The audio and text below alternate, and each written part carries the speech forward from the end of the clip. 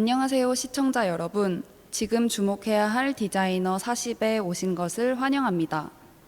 2회차 진행을 맡은 디자이너 백나은입니다. 제 소개를 간단히 하면 저는 기업 인하우스에서 브랜드를 담당하는 디자이너이며 FDSC 회원입니다. 제 뒤에 설치된 작품 FDSC 뉴스는 지금 주목해야 할 디자이너 40이 벌어지는 무대입니다. 주목해야 할 것을 정하는 주체의 자리인 뉴스 데스크에 디자이너가 스피커로 앉아 동시대 한국에서 가장 활발하게 활동 중인 디자이너를 주목하는 자리를 마련했습니다. 지난주 바로 이 자리에서 멋진 10명의 디자이너가 지금 주목해야 할 디자이너 10인을 소개했습니다.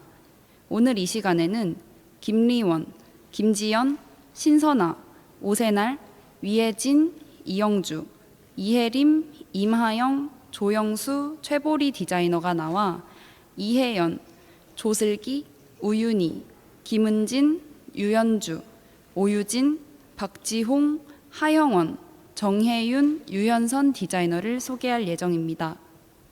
본 행사는 국립현대미술관에서 진행 중인 또 다른 가족을 찾아서 전시의 연계 프로그램입니다.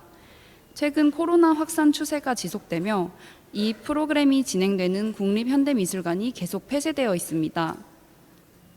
프로그램 진행을 위한 최소 인원이 마스크 착용 후 입장했으며 방역 지침을 준수해 안전거리를 유지하여 촬영 진행 중이라는 점 알려드립니다.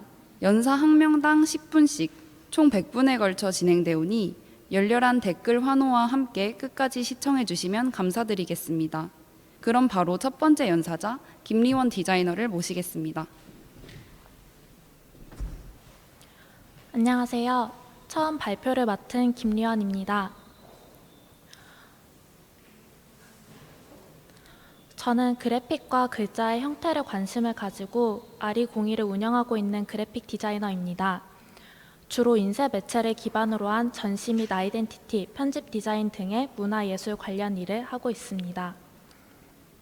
제가 오늘 소개해드릴 디자이너는 이예연님입니다. 1인 그래픽 스튜디오를 운영하고 계신 이예연님은 이응셋이라는 이름으로 더 많이 알고 계실지도 모르겠습니다. 이예연님은 FDSC 집필실에서 활발히 활동을 이어오고 계신데요. 어떤 분이길래 글까지 잘 쓸까 궁금했는데 이화여대 학부 시절 시각디자인과와 함께 무려 국어 국문학과를 복수 전공했다고 합니다. 1인 디자이너로 4년에서 발췌한 글로 예연님이 이어오고 계신 활동에 대한 설명을 대신하고 본격적으로 작업에 초점을 맞춰 살펴보겠습니다. 평소 가지고 있던 건강과 운동에 대한 생각이 운동 소모임으로 이어져 지속해서 운영하는 대장을 맡기도 했고 현재는 집필실 대장으로 활동하며 편집국 팀과 즐겁게 활동하고 있다. FDSC 운영진에 합류해 활발하게 활동하면서 혼자 커리어를 지속하며 가지게 되는 문제점들을 자발적으로 나누고 해결할 수 있게 되었다. 무엇보다 여성이기 때문에 가지는 고충, 페미니스트로서 가지는 생각과 해결하고 싶은 지점들을 안전하게 나누고 영향을 받으며 생각을 발전시키고 있다. 이런 예연님은 아이덴티티, 책자나 명함과 같은 인쇄물, 각종 홍보물, 웹사이트, 그래픽 디자인과 외에도 벡터 기반의 일러스트레이션이나 지도, 인포그래픽 작업 등 다양한 분야에서 일하고 계신데요. 이렇게 다양한 일을 하실 수 있었던 것은 어떠한 상황이 닥쳐도 마인드 컨트롤에 능한 예연님의 가장 큰 장점에서 비롯됐다고 생각합니다. 클라이언트와의 소통 능력이 뛰어나고 각종 분야와 스타일을 막론하고 클라이언트의 요청에 맞춰 다양한 작업을 해왔고 이러한 경력이 쌓이다 보니 예연님은 못하는 것이 없는 멀티 디자이너로 성장할 수밖에 없었던 것 같습니다. 제가 예연님을 처음 알게 된 것은 이 독립출판물 생각버스 작업이었습니다. 어쩌면 일상적일 수 있는 대중교통을 문화적인 시선으로 바라보는 시도에서 비롯된 이 프로젝트는 서울 버스 노선 중 하나를 정하여 버스가 지나가는 지역의 특성에 맞춰 주제를 부여하고 그 주제로 여행하는 내용을 담는 기획이었습니다. 예를 들면 창간호에서는 연대에서 이대와 같이 대학가를 지나는 472번 버스를 다뤘는데 이를 청춘이라는 테마로 담아냈고 7011번 버스는 을지로 인쇄골목, 조명거리, 아현역 가구거리와 같은 특화거리를 지나는데 거리의 간판을 구경하는 여행에 대한 내용을 담았다고 합니다.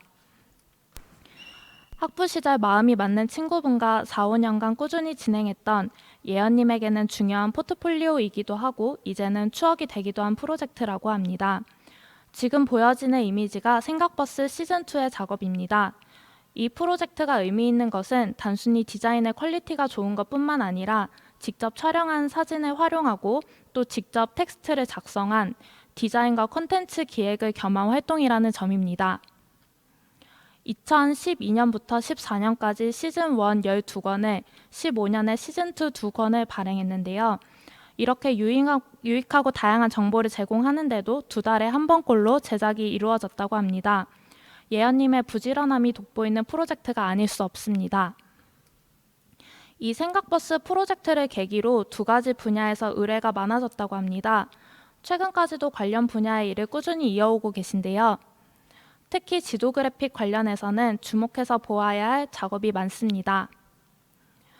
가장 최근에 진행된 지도 그래픽 관련 작업은 동네 서점 지도 제주라는 프로젝트로 제주도에 있는 서점의 정보가 담긴 리플렉 작업입니다. 이렇게 한쪽 면에는 텍스트로 된 정보가 빼곡히 적혀져 있고 반대쪽 면에는 많은 위치 정보를 한눈에 보기 좋게 정리한 지도가 배치되어 있습니다. 그냥 보기에도 지도 작업을 한두 번 해본 솜씨가 아닌 것을 눈치채셨을 텐데요. 확대된 이미지를 보시면 이처럼 굵직굵직한 길에서의 생략과 서점이 몰려있는 부분에서의 디테일이 살아있는 것을 보실 수 있습니다. 인포그래픽 부분도 눈여겨봐 주시고요. 다음 프로젝트 역시 지도 그래픽이 돋보이는 프로젝트입니다. 인천광역시에서 발행된 인천 책 지도 프로젝트는 책을 작은 도서관, 공공도서관, 동네 서점으로 분류하고 각 위치와 정보를 정리했습니다. 앞면에는 깨알같은 텍스트 정보가 지루하지 않게 배치되어 있고요. 반대쪽 면에는 지도가 있는데요. 이 지도에서는 3가지로 분류된 항목을 색상에 따라 한눈에 볼 수 있도록 정리했습니다. 인천 책 지도인 만큼 포스터에 그치지 않고 책으로 엮여 나왔는데요. 책 안에서 사용된 지도는 디테일한 경로까지 추가하여 실제 활용이 용이하도록 다시 작업되어 있습니다.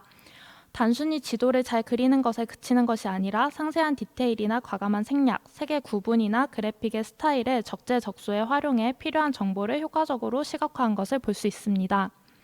활용된 지도 이미지의 확대컷입니다. 지도 작업을 많이 하시다 보니 이 정도 복잡한 지도는 눈 감고도 뚝딱 만드실 수 있다고 합니다. 생각버스로 이어진 작업의 다른 갈래는 놀랍게도 일러스트레이션 작업입니다. 생각버스 프로젝트로부터 그래픽과 일러스트의 구분을 뚜렷이 짓지 않고 직접 소스를 만들어 활용하던 것을 앞에서 보았는데요. 이것이 본격적으로 스튜디오 이응셋을 운영하며 그래픽과는 차별화되는 일러스트레이션이라는 파트가 독립적으로 발전하는 계기가 되었다고 합니다. 이것이 가장 처음 진행되었던 일러스트레이션 관련 작업, 치앙마이 여행서 표지 일러스트레이션입니다. 예언님의 일러스트에서는 이렇게 따뜻한 시각을 엿볼 수 있는 지점이 많았는데요. 이런 느낌 덕분에 여행 관련된 컨텐츠와도 잘 어울리는 것이 아닌가 하는 생각이 들었습니다.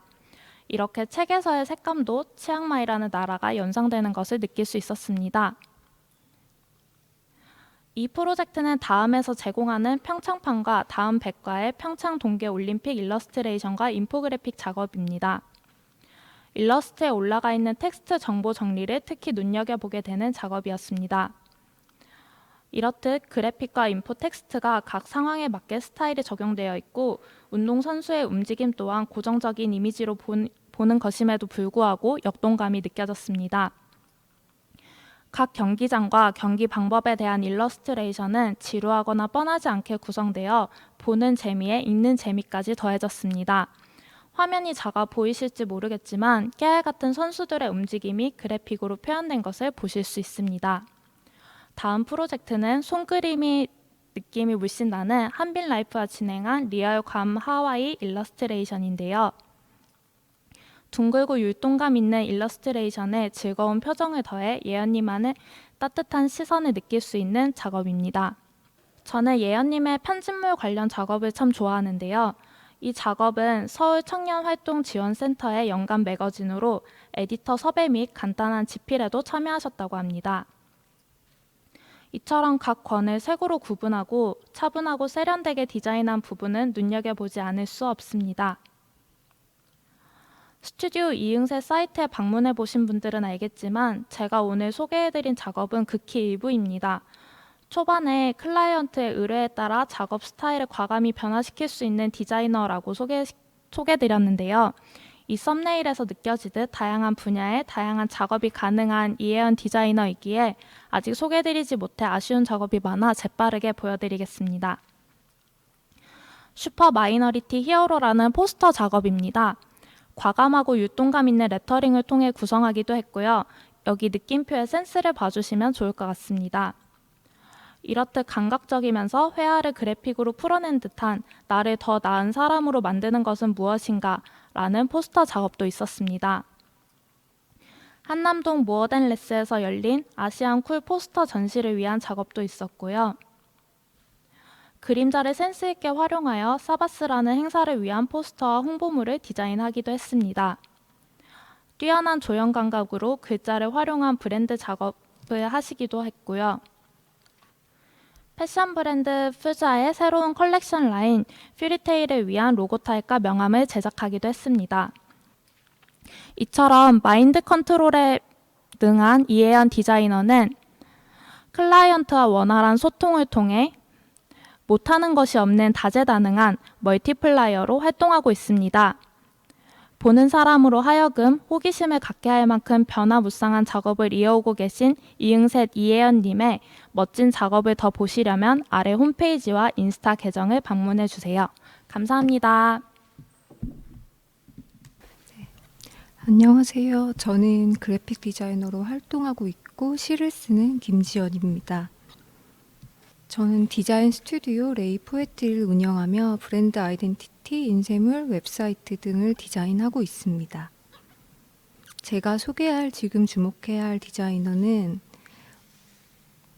올해로 15년차 편집 북 디자이너, 문학과 지성사에서 9년간 인하우스 디자이너로 일하며 수많은 책의 디자인을 맡아온 조슬기 디자이너입니다.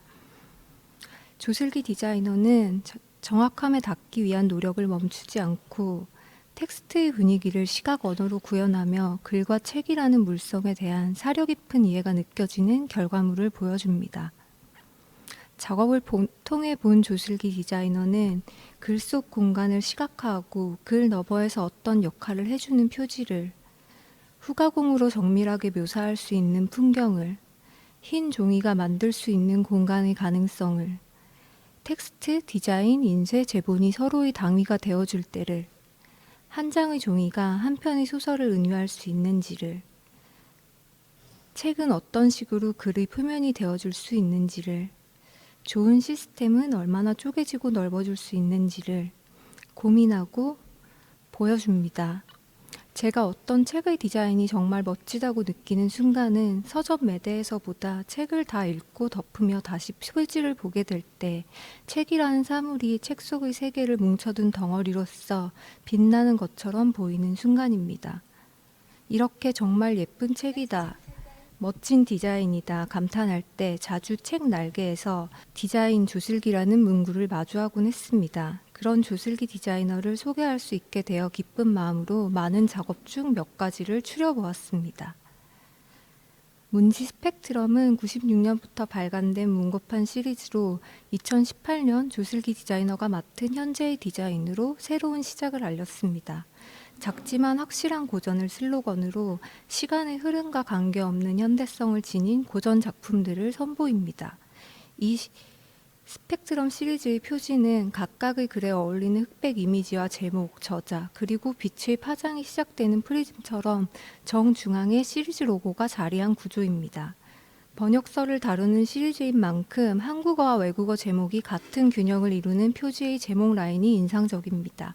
한글 제목의 서체는 모두 같은 것을 사용해 시리즈로서의 일관성을 유지하는 한편 외국어의 경우 해당 언어와 작품에 따라 다른 서체를 사용함으로써 다양한 언어가 가진 뉘앙스를 전달하고 규격화된 디자인 시스템의 단조로움을 깨고 있습니다.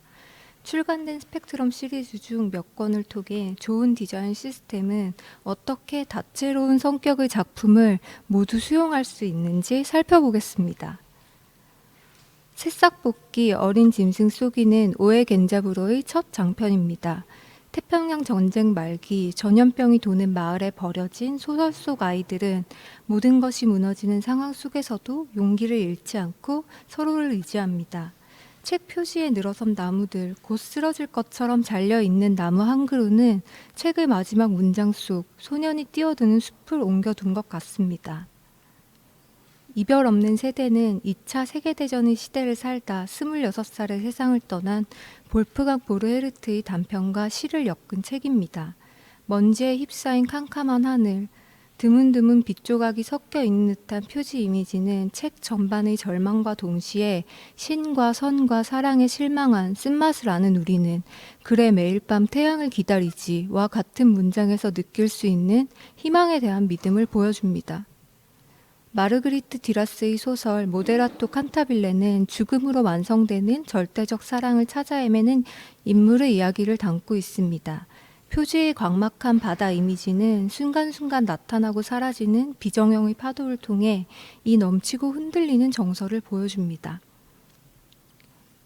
파스칼 키냐르의 부테스는 노랫소리에 매료되어 바다에 뛰어들고 익사하는 신화 속 인물 부테스를 필두로 음악의 본질에 관해 탐구하는 글입니다. 짙푸른 시면을 연상시키는 새파란 표지 중앙에는 뛰어든 사람, 파에스툼의 다이버의 실루엣이 들어가 있습니다. 이 그래픽에는 각도에 따라 다르게 반짝이는 푸른색 홀로그램 박 후가공이 적용되어 햇빛이 비치는 깊은 물속을 연상시킵니다. 더스트 재킷을 벗기면 새하얀 바탕의 표지에는 동일한 그래픽이 보일 듯 말 듯 빛나는 투명 펄박 후가공으로 들어가 있습니다. 이렇게 뛰어든 장수가 스며든 듯한 사람의 이미지는 불가역성 속의 밭 다이버를 시각화한 것처럼 보입니다. 부테스의 디자인은 책이 어떻게 볼 수 있고 만질 수 있는 글의 표면이 되어줄 수 있는지를 보여줍니다. 이 책에서 암점은 존재하지만 보이지 않고 설명이 불가능한 것, 나와 타자 간 공동의 지대를 여는 무언가를 뜻합니다. 검은색, 빨간색 색지 위에 같은 색감의 박을 입혀 각도에 따라 제목의 가시성이 달라지는 표지 등 직관적으로 제목의 의미를 드러냅니다.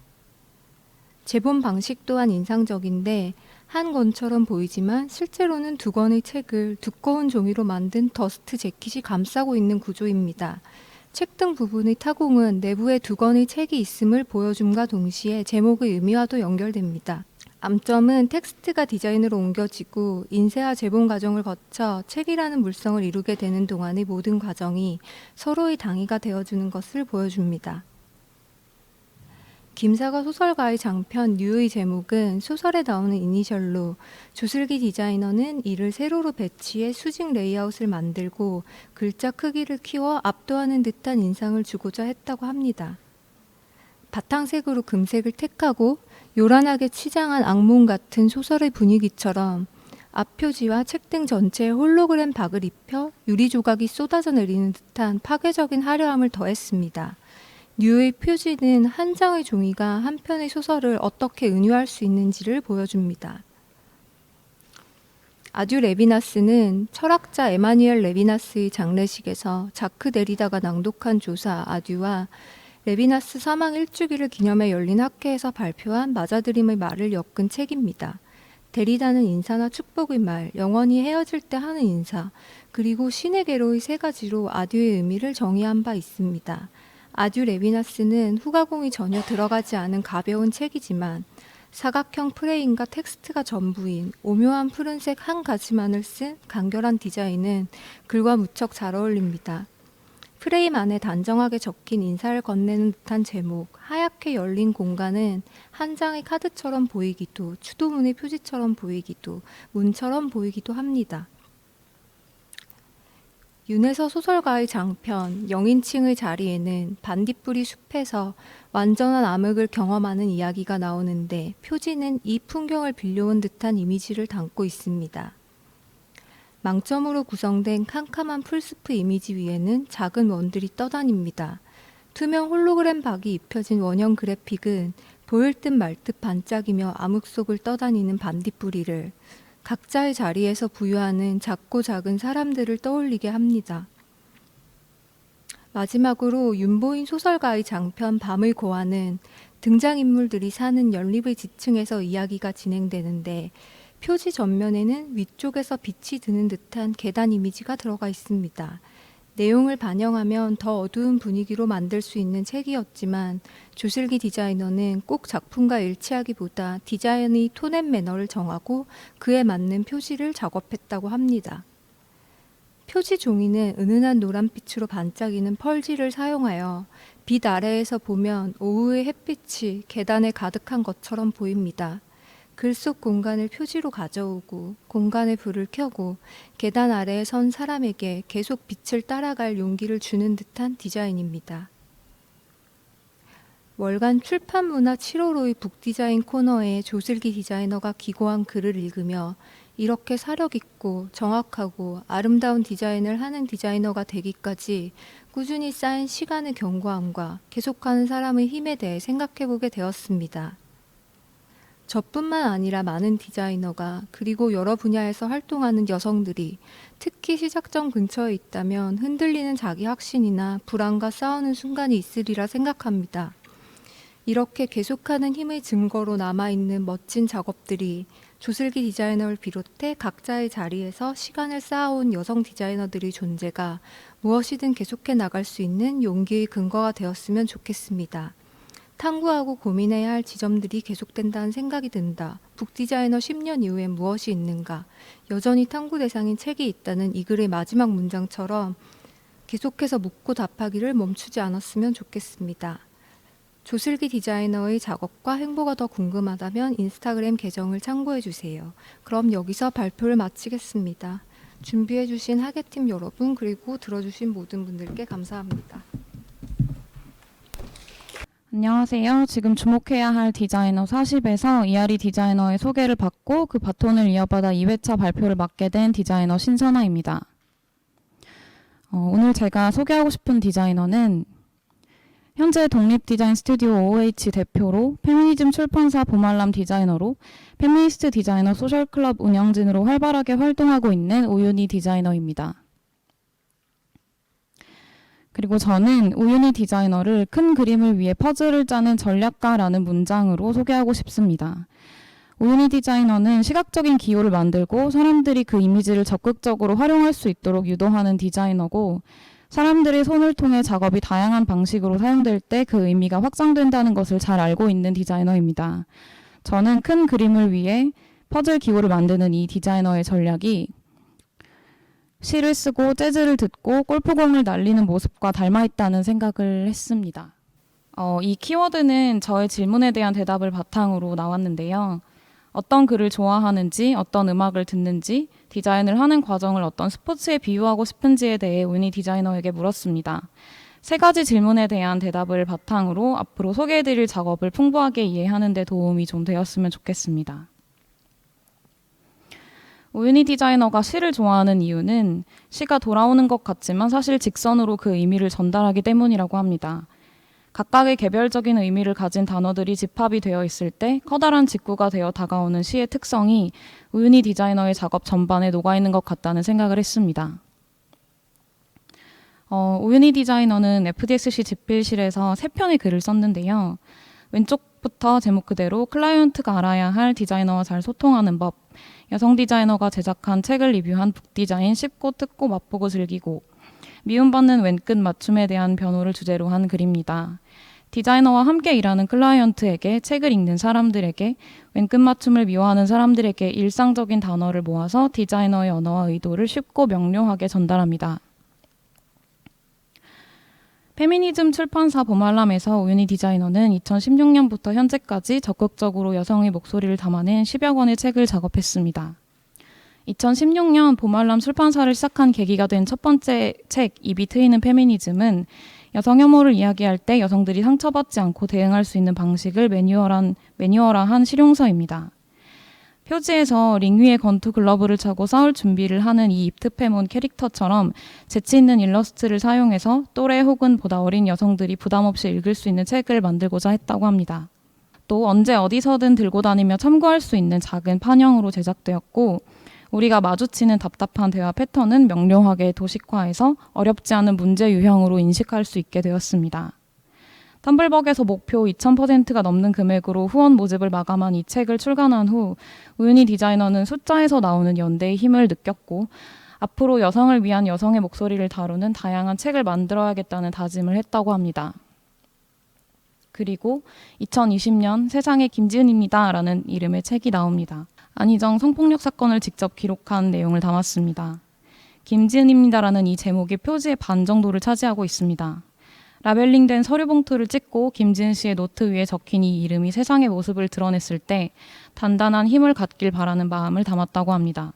김지은입니다 해시태그를 검색하면 이 책을 읽은 수많은 여성들이 이름이 적힌 표지를 찍고 연대의 메시지를 담아 올린 게시글을 모아서 볼 수 있습니다. 우윤희 디자이너가 작업한 한 권의 책은 많은 사람들의 손으로 이동해서 피해자의 곁에 여성의 곁에 서서 연대하고 강력한 힘을 만들고자 하는 의미를 완성하고 끊임없이 확장합니다.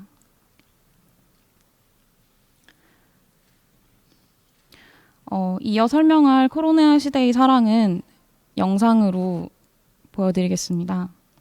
네, 이 프로젝트는 보말람 이민경 작가가 여성 간의 친밀성과 관계를 주제로 4월부터 7월 현재까지 이어나가고 있는 메일링 프로젝트인데요. 그래픽에서부터 긍정적이고 역동적인 꽃을 연상시킵니다.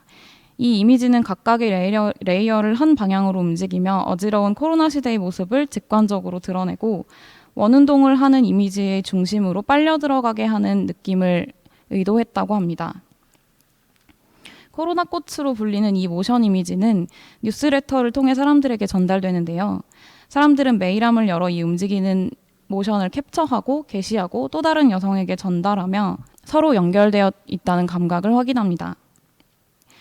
우리에게 아주 익숙한 FDSC의 로고 아이덴티티 디자인에서는 검은색, 노란색의 강한 대비를 사용해서 관습적인 디자인신의 경고를 주는 사인으로 메시지를 드러냅니다.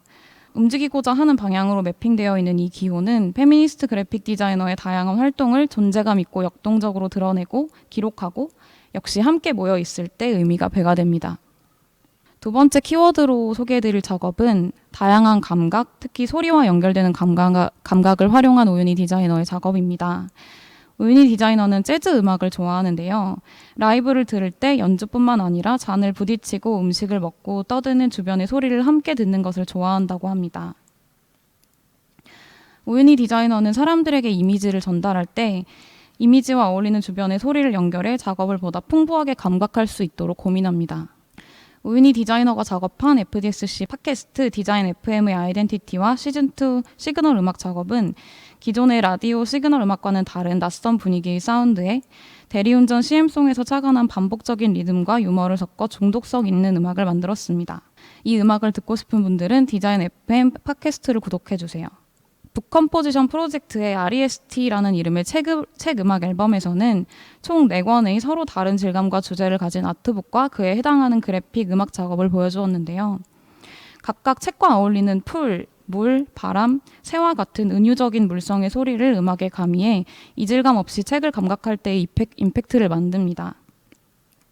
그중 한 작업의 영상을 보실게요.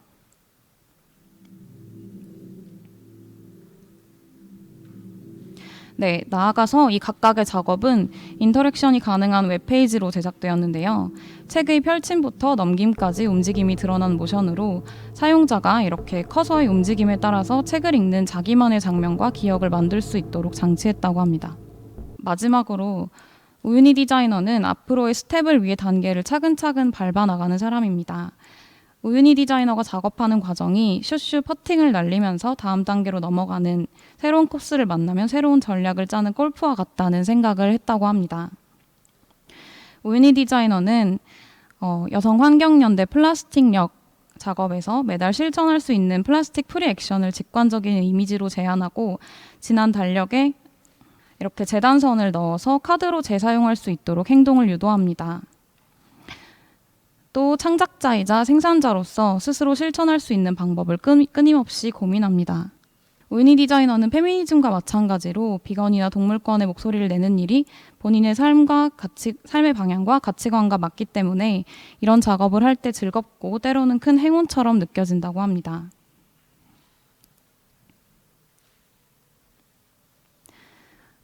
마지막으로 우윤희 디자이너에게 3가지 질문을 했었는데요.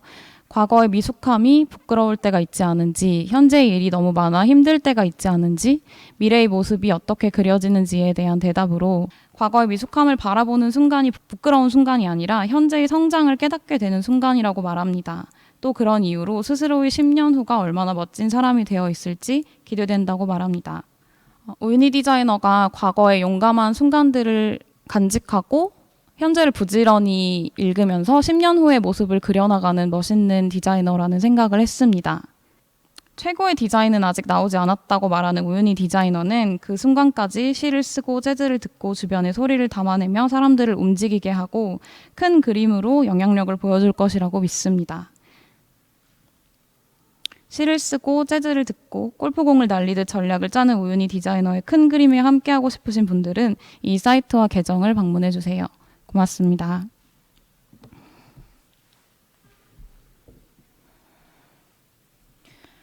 안녕하세요. 저는 오세날입니다.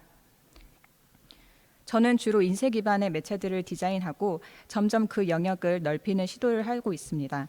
지난 4년간 도서출판 마티에서 북 디자이너로서 다양한 책을 만들었고 현재 프리랜서 그래픽 디자이너로 일하고 있습니다. 실험적이고 파격적인 연출의 쇼룸과 독특한 디자인으로 유명한 아이웨어 브랜드, 젠틀몬스터의 쇼룸에서 눈길을 사로잡는 공간과 키네틱 오브제들을 누가 만든 건지 궁금하셨던 적이 있나요? 지금 주목해야 할 디자이너에서 소개드릴 분은 키네틱 미디어 디자이너 젠틀몬스터의 공간팀에서 쇼룸 공간 기획과 키네틱 오브제 제작 설치를 하고 계신 김은진 디자이너입니다. 오늘 소개할 김은진 디자이너는 태블릿이나 마우스보다는 모터와 드릴이 더 익숙한 디자이너입니다. 김은진 디자이너는 해결이 간단한 메커니즘에는 마음이 동하지 않는다고 합니다. 어려운 문제를 해결책을 찾아 나가는 과정에서 기쁨을 찾는 능동적인 디자이너라고 할 수 있습니다. 쉬운 길보다 어려운 길을 선택하는 그는 역시 과연 범인은 아닙니다. 김은진 디자이너는 상상하는 이미지를 섬세하게 디자인하고 자신이 구현해 이용할 수 있는 모든 기술을 이용합니다. 필요하다면 무엇이 되었든 기꺼이 배우면서 어떤 원리를 적용해야 오브제가 원하는 대로 작동될지에 대해 수없이 연구하고 실험한다고 합니다. 그는 체득한 여러 가지 공학적 기술들을 디자인과 접목하여 소비자나 관객에게 낯선 감정과 새로운 경험을 제공하기 위한 도구로 적절히 사용하는 디자이너입니다. 무대 전반의 공간 조형에 관한 비주얼적 표현을 일컬어 시노그라피라고 합니다. 미술과 연출을 포함한 영상, 조명, 의상, 소품, 장치 등을 포함하죠. 김은진 디자이너는 키네틱 오브제를 중심으로 이런 과정을 거쳐 쇼룸의 시노그래피를 연출합니다. 김은진 디자이너는 공간팀 멤버들과 함께 스토리 기획부터 디자인, 오브제 제작, 설치 과정까지 전부 참여합니다. 김은진 디자이너는 대학 시절 동기들과 만든 인터랙션 디자인 스튜디오인 스튜디오 오프너를 운영했습니다. 영화사, 대형마트, 의류, 벤처업체 등 여러 기업과 일을 하며 크리에이티브 프로젝트를 어워드에 출품하는 등 인터랙션 디자이너로서 다양한 작업을 하게 됩니다. 이 시기에 많은 것들을 배우고 새로운 것들을 시도하며 성장에 필요한 일들을 스스로 찾아서 해나갔습니다. 그럼 지금부터 김은진 디자이너의 작업 중 몇 가지를 소개해야 할까 합니다. 먼저 2012년 작품 셀입니다. 인간이 만약 호흡으로 소통할 수 있다면 어떤 방법으로 가능할까 하는 생각에서 시작된 작업입니다. 셀은 참여자의 호흡에 의하여 형성되고 움직이는 인터랙티브 키네틱 장치입니다. 참여자가 여기 보이는 장치에 호흡을 불어넣으면 이 장치에 있는 이 수트에 달려있는 실리콘 구의 일부가 부풀어 단순한 형태를 형성합니다. 이 키네틱 장치는 퍼포먼스를 위해 착용할 수 있는 수트로 제작되었고 장치를 착용한 무용수는 관객의 호흡에 의해 생성되는 표면을 피부로 전달받아 몸으로 표현합니다. 저마다 다른 관계와 이야기를 가진 두 관객 간의 호흡 패턴에 의해 이 퍼포먼스의 스토리가 만들어지는 것입니다. 퍼포먼스가 진행됨에 따라 앞서 만들어진 다른 참여자들의 호흡들과 맞부딪혀 새로운 형태와 질서를 만들어 나갑니다. 영상 한번 보시죠. 김은진 디자이너의 개인적인 경험을 작품의 바탕으로 끌어와 감성적인 감각을 드러내는 탄성이 절로 날 수밖에 없는 따뜻하고 멋진 작업입니다. 아름다운 미장센의 성스러움이 느껴지기까지 합니다. 2013년 춘천 마임 페스티벌과 물레 예술공장에서 퍼포먼스 시연, 같은 해 파리에서 열린 카이 컨퍼런스에 출품했습니다. 두 번째로 보실 작품은 2016년 3D 애니메이티드 타이포그래피 디자인입니다. 김은진 디자이너가 실리콘 타이포 안에 주입한 공기압으로 휘어지는 움직임을 통해 생명체의 움직임을 연상시키는 키네틱 타입을 연구한 작업입니다. 텍스트가 온몸을 움직여 말을 건네면 어떨까? 알파벳이 사람처럼 바디 제스처를 취할 수 있다면 텍스트의 뉘앙스까지 잘 전달할 수 있지 않을까? 온라인에서는 이모지를 써서 텍스트의 뉘앙스를 파악하지만 오프라인에서는 어떻게 드러낼 수 있을까에 대한 고민으로 출발했다고 합니다. 김은진 디자이너가 26개 알파벳을 세 종류의 형태로 나누어 골격을 설정했습니다. 그리고 아래에 설치된 에어 챔버에서 뿜어져 나오는 얇은 공기 막대로 인해 실리콘으로 제작된 알파벳이 골격대로 움직일 수 있도록 에어 챔버 디자인과 컨트롤을 조합한 것입니다. 알파벳은 에어 챔버의 형태와 움직임의 자유도 기준으로 분류하였다고 합니다. 여기 보시면 A와 L, D 아래에 관련한 알파벳들이 있는 것을 확인할 수 있습니다. 네, 영상 한번 확인하실게요. 각 글자 그룹 중 대표격인 A, D, L의 움직임은 이렇게 구현됩니다. 말랑말랑하고 자유도 높은 키네틱 시스템을 김은진 디자이너가 직접 고안하고 접목한 것입니다. 소프트 로보틱스 분야에서 유기적 움직임을 만들 때의 방식을 차용하여 타이포 디자인에 적용했다고 합니다. 인포메이션 데스크, 퍼블릭 사이니지, 브랜드 로고, 예술 작품 등의 적용을 염두하고 제작했습니다. 네, 다음 작업 보실게요. 그리고 앞서 설명했던 3D 애니메이티드 폰트로부터 개발하여 반영한 2017년의 작품 배우가 된 텍스트입니다. 이 작품은 문자라는 시각적 기호의 배우로 사라져버린 언어의 몸짓을 다시 부여하는 시도입니다. 셰익스피어의 희곡 햄릿에서 가장 유명한 대사 To be or not to be, 사느냐 죽느냐 그것이 문제로다 라는 대사의 움직임을 부여하여 심오한 질문을 작은 몸짓으로 표현한 작업으로 금천예술공장에서 전시를 했다고 합니다. 김은진 디자이너가 즐겨 사용하는 도구는 드릴과 모터처럼 기계를 움직이게 하는 쇳덩이지만 표현하고자 하는 것은 인간이 느끼고 생각할 수 있는 감정과 아날로그적 감성입니다. 다음으로는 김은진 디자이너가 평소 좋아하는 공구 브랜드 마키타를 계기로 인연을 맺은 스팍스 에디션과의 콜라보레이션으로 스팍스 에디션의 개인전에 전시되었던 키네틱 오브제 작품 댄싱 블루입니다. 스팍스 에디션의 디자이너 어지의 작가가 실비 길렘의 무용 공연 볼레로에서 영감을 받아 작업한 레이어라는 부조 작업을 김은진 디자이너가 3D 공간에 움직임을 부여하여 재탄생시켰습니다. 파란색의 오브제들은 아크릴판 위에 펄을 붙이거나 부조를 붙여서 가루칠을 하는 등 다양한 소재가 입혀져 3D 공간에 튀어나와 생명을 갖게 되었습니다. 이 오브제들은 제자리에서 돌거나 위아래로 오르내리는 등 불규칙적으로 움직이며 랜덤한 조합의 덩어리로 보여지게 됨으로써 관객의 시선에서 무용수가 춤추는 듯 보여지고 해석되도록 의도하였습니다. 회사 방침상 상세한 이야기를 전달하기에는 제약이 있지만 김은진 디자이너가 젠틀몬스터에서 진행하셨던 작업들도 소개하지 않으면 정말 아쉽죠. 타임 트랜스포메이션이라는 작업입니다. 부촌 개동 목욕탕에 있던 자리에 설치된 키네틱 오브제입니다. 지금 보이는 이 구조물이 1층 그리고 옆에 연결부 2층에는 물결친 듯 보이는 전구 설치물이 있었습니다. 에너지가 생성되는 과정에서 영감을 받아 제작된 설치물이라고 하는데요. 이 작품은 1층과 2층을 관통하여 마치 펌프처럼 움직입니다. 이 설치 작품은 물을 이용한 에너지를 형상화했고 이렇게 발생한 전력은 2층의 전구에 불을 밝히며 마치 물결처럼 움직입니다. 싱가포르 플래그십 스토어에 설치된 이 작품은 벗어날 수 없는 굴레로 롬프리크의 다큐멘터리 삼사라에서 받은 영감을 시각화한 작업이라고 합니다. 삼사라는 윤회라는 뜻인데요. 해탈의 경지에 도달하지 못한 사람은 그 깨달음, 경지 또는 구원된 상태에 도달할 때까지 계속하여 이 세상에 재탄생한다는 뜻입니다. 감겼다가 풀리기를 반복하고 있는 실타래는 윤회의 굴레로부터 벗어나고 하지만 결코 벗어날 수 없는 상태를 시각화한 것이라고 합니다. 외계 생명체에게 습격을 당한 흰 까마귀의 이야기를 5층 매장에 걸쳐서 그 장면을 시각화한 가로수길 플래그십 스토어의 모습입니다. 그중 김은진 디자이너는 촉수괴물이 헛간에 침입한 장면을 키네틱 오브제로 작업했다고 합니다. 이 책은 매장 전체의 스토리를 시각화한 더 화이트 크로우의 한 장면으로 이규태 작가님이 일러스트레이션으로 참여해 주신 그래픽 노블입니다. 여기까지 김은진 디자이너의 작업을 만나보았습니다. 이 발표를 준비하며 저는 김은진 디자이너를 만나 인터뷰하고 작업에 대한 이야기를 많이 나누었고, 저는 김은진 디자이너가 앞으로 만들어 나갈 더 대단한 작업에 대해 기대가 되었습니다. 디자인과 공학을 아울러 만든 작업으로 사람들에게 특별한 경험을 선사하고 싶어하는 김은진 디자이너는 정말 따뜻하고 특별한 사람이라고 생각했습니다. 김은진 디자이너가 더 궁금하신 분들은 여기 인스타그램으로 들어가시면 더 많은 작업과 앞으로의 행보를 살펴보실 수 있습니다. 지금까지 저의 발표를 들어주신 모든 분들께 감사합니다. 발표 마치겠습니다.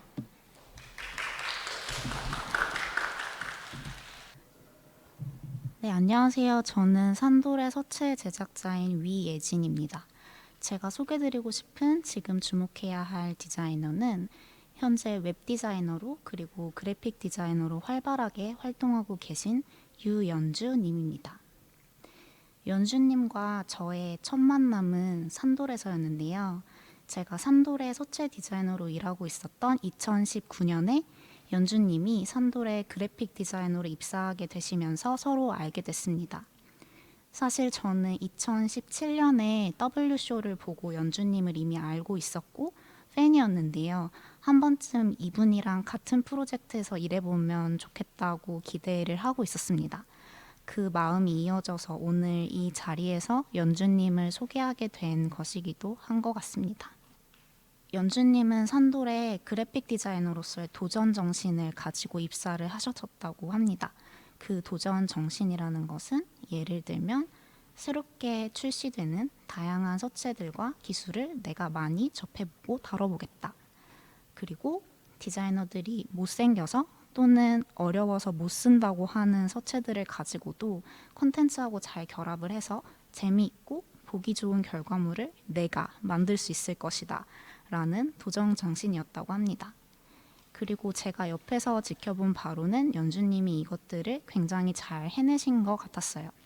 연주님은 산돌에서 서체에 대한 전문가적인 접근법과 최신 기술을 접하시고 인하우스 디자이너로서 다양한 경험을 쌓으셨는데요. 예를 들어서 산돌 정체 발표회에 포스터와 웹사이트를 만들기도 하셨고, 산돌의 여성 디자이너의 이수연 님이 만든 본문용 서체 단편선의 견본집을 만들기도 하셨고, 산돌의 또 다른 여성 디자이너인 김진희 님의 디스플레이 서체 청류와 프레스를 위한 포스터를 만들기도 하셨습니다. 그리고 산돌의 다양한 기업 전용 서체를 소개하는 포트폴리오북을 제작하기도 했습니다. 인하우스 디자이너로서 여러 가지 어려움들도 있었겠지만 연주님은 산돌에서 서체라는 재료를 깊이 이해하고 다양한 타이포그래피 환경에 능숙하게 대응할 수 있는 내공을 쌓으셨다고 말할 수 있을 것 같습니다. 사실 저는 연주님의 팬이었기 때문에 연주님과 같은 프로젝트에서 일할 기회를 사내에서 되게 호시탐탐 노리고 있었는데요. 안타깝게도 결국 성사되지는 않았습니다. 저는 완전 다른 일을 하는 팀에 있었기 때문에 사실 회사에서는 마주칠 일이 별로 없었어요. 연주님이 산돌을 아예 떠나시고 그 다음 직장인 이도타입으로 이직하신 후에야 아주 간접적으로 같은 프로젝트에 참여할 기회가 찾아왔는데요. 바로 이도타입이 주최한 온라인 전시인 네오트라이브 2020이었습니다. 이 웹사이트의 본문에 제가 기획과 제작을 담당하고 있는 서체 그레타 산스 한글의 베타 테스트 버전이 사용이 되었던 것입니다. 그레타 산스 한글의 베타 버전 출시하고 거의 동시에 웹사이트가 공개가 되었는데요. 이 웹사이트를 보고 저도 사실 굉장히 깜짝 놀랐습니다. 아직 제작 중인 서체여가지고 다듬어야 되는 부분이 굉장히 많았는데 그럼에도 불구하고 서체의 특징과 매력을 되게 재빠르게 알아보시고 컨텐츠에 딱 맞게 적용을 해주셨기 때문이었습니다. 네오트라이브 온라인 전시의 성격과 질감을 웹사이트로 그리고 새로운 인상의 서체로 굉장히 적확하게 구현을 해내셨다는 생각이 들었습니다. 말하자면 연주님은 컨텐츠 그리고 그 컨텐츠를 드러내기 위해 사용하는 디자이너의 재료들, 예를 들면 서체, 이미지, 추상적인 아이디어나 정보나 자료 같은 것들을 굉장히 빠르게 파악하시고 또 투명하게 드러낼 줄 아는 디자이너라고 소개를 드릴 수 있을 것 같습니다. 연주님의 이런 탁월한 면이 잘 드러났던 몇 가지 이전 작업들도 소개를 해드리고 싶은데요. 영상을 보실까요? 이 작업 같은 경우에는 외부로 출판이 되는 웹진 영화기술의 5번째 웹사이트였는데요. 당시 웹진의 주제가 영화 컴퓨터 그래픽과 영화적인 무브먼트였다고 해요. 거기에서 착안을 이 웹사이트를 가상 공간처럼 설정을 하고 그 안에서 CSS와 스크립트로 구현할 수 있는 여러 가지 움직임을 보여주는 웹사이트를 제작을 하셨습니다. 다음 영상을 보실까요? 이 웹사이트에 들어가 보시면 라틴은 모노스페이스 폰트를 쓰고 텍스트는 양끝 맞춤으로 설정을 해서 마치 가상 공간에 둥둥 떠있는 레이어들처럼 텍스트가 보이고 이런 인상이 잡지 주제하고 굉장히 잘 어울린다는 생각이 저는 들었습니다. 저는 서체를 제작하는 사람이다 보니까 사실 서체부터 보였어가지고 조금 설명을 드리자면 이 웹사이트에 사용된 서체는 옵티모라는 스위스 파운더리에서 제작한 데크라는 모노스페이스 폰트입니다. 이 모노스페이스 서체가 주는 독특한 기계적인 인상이 컴퓨터 그래픽이라는 컨텐츠하고 잘 어울린다고 생각하셨던 것 같아요. 그리고 두 번째로 소개드릴 작업은 잡지 영화기술의 6호 웹사이트인데요. 영상을 보실까요? 이 6호는 주제가 버추얼 리얼리티, VR이었다고 해요. 웹사이트에 들어가면 총 8개의 제목이 뜨는데 각 제목 위에 마우스를 올리시면 마치 가상세계의 어떤 청사진을 미리 보게 하는 것처럼 그 안에 포함된 이미지들이 펼쳐지게 됩니다. 그리고 이 웹사이트에 사용된 서체는 아마 이미 알아보신 분들도 있을 것 같은데요. 이 다음 영상을 보시면 헬베티카하고 에리얼의 되게 재미있는 자매 서체이죠. 영상 보여주시겠어요? 네. 라딘 페스코의 유니언이라는 서체입니다. 연주님도 이 서체가 보여주는 되게 중립적이고 현대적인 인상을 취하고 싶으셨던 것 같습니다. 이 다음은 현대미술 갤러리인 P21의 아이덴티티를 보여주는 웹사이트를 보여드리려고 하는데요. 전시와 작가들의 소식을 알리고 아카이브하는 미술관 웹사이트라는 기능에 충실하면서 현대적인 분위기를 살려서 제작이 되었습니다.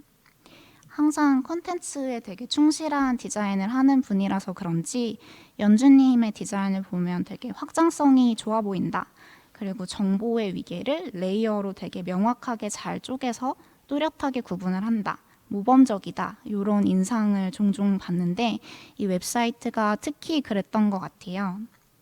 여기서도 서체가 되게 예뻐서 라틴 알파벳이 눈에 띄는데 이 서체 같은 경우에는 존스턴이나 길산스, 프랭클린 고딕 같은 고전적인 활자체를 계승한다는 인상도 있고 디지털 작도의 특성이 되게 잘 드러났다는 인상도 있는데요.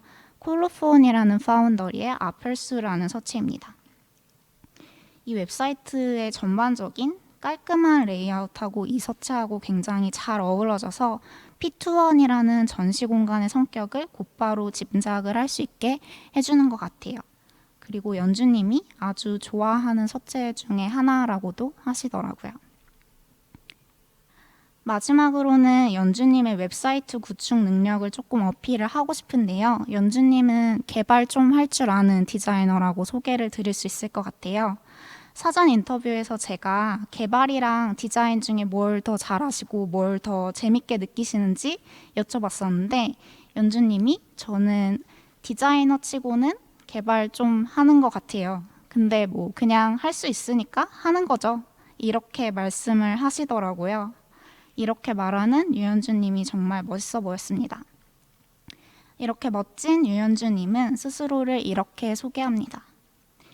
앞으로도 베리어블 폰트, 반응형 웹 타이포그래피 등 새로운 조판 기술을 이용해서 계속해서 그래픽 디자인과 서체, 그리고 미디어의 관계를 탐구하고 싶다고 합니다. 연주님의 작업을 좋아하는 팬인 저로서는 그 호기심과 탐구가 앞으로도 쭉 계속되었으면 하고요. 언젠가는 저하고도 꼭 협업할 수 있는 프로젝트를 하도록 제가 기회를 만들어 보겠습니다. 연주님은 홍은주 김영재 스튜디오와 산돌, 이도타입을 거쳐 지금은 윙크스톤에서 디자이너로 일하고 있습니다. 유연주님과 함께 일하고 싶으신 분들은 이메일 또는 인스타나 트위터로 연락 주시면 되겠습니다. 여기까지 유연주님의 소개를 마치겠습니다. 감사합니다. 저는 1회 때 김수영 디자이너님의 지목을 받았는데요. 이 자리를 빌어 감사하다는 말씀을 드리고 싶고요. 저는 밀리의 서재에서 프로덕트 디자이너로 일하고 있습니다. 주로 UI를 작업하지만 비즈니스가 필요하다면 다 하는 디자이너입니다. 띄워놓은 화면은 노션으로 만들어둔 제 소개 페이지고요. 간단히 넘어가도록 하겠습니다. 본론을 시작하면서 소개하고 싶은 디자이너를 선정해달라는 말을 들었을 때 저는 당연히 좋은 디자이너를 소개해야겠다고 생각했습니다. 좋은 디자이너는 좋은 디자인을 하는 디자이너겠죠. 좋은 디자인이라는 게 어떤 건지 사람들한테 물어봤습니다. 정말 다양한 답변이 돌아왔는데요. 이 중에 이 단어들을 다 포괄하는 단어가 있습니다. 바로 스타일입니다. 스타일은 어떤 양식을 뜻하는 말이죠.